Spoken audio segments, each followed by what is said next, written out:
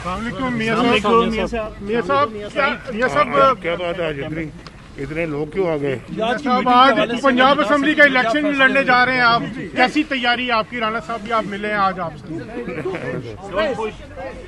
अभी तो हम अपना आपस में गुफ्तगू कर रहे थे, बातचीत कर रहे थे, और हमारी डिस्कशन राणा साहब, मैं और मरियम और दो तीन और हमारे साथी तो आपस में हालात जो हैं पाकिस्तान के उन पर बातचीत कर रहे थे।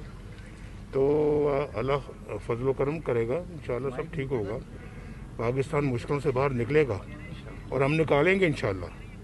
तो ये मुमकिन नहीं है कि पाकिस्तान दोबारा अपने पाँव पे खड़ा ना हो सके। हमने अल्लाह के फजल करम से पहले भी पाकिस्तान की बड़ी खिदमत की है और लोग जानते हैं।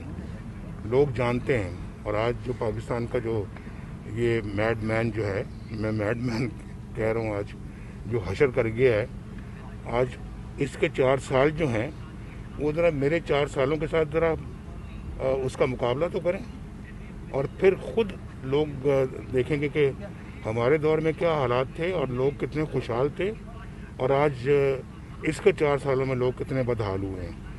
हम इसका विरसा जो है वो हमने पाकिस्तान को मुश्किलात से निकालने के लिए ये हुकूमत संभाली है, और वरना इसने जो हालात पैदा कर दिए थे पाकिस्तान के, वो तो एक बिल्कुल तबाही के किनारे हम चले गए थे। और आप मेरी बहुत सारी वीडियो सुन चुके हैं, मेरी बातें सुन चुके हैं इसके दौर में जो मैंने की थी, और शायद मेरा आप गुजरांवाला का जलसा भी याद करें जब मैंने कहा था कि ये खराबी ये जिम्मेदार है, ये खराबी है ये जिम्मेदार है, और उसमें मेरा ख्याल है कि हर बात खोल के रखी थी मैंने।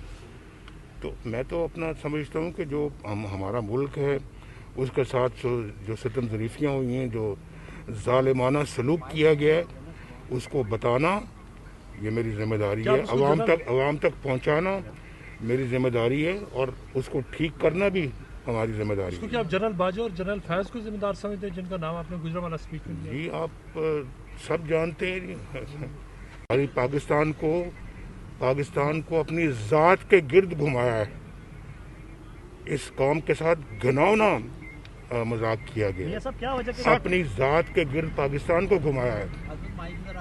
साकिब निसार ने जो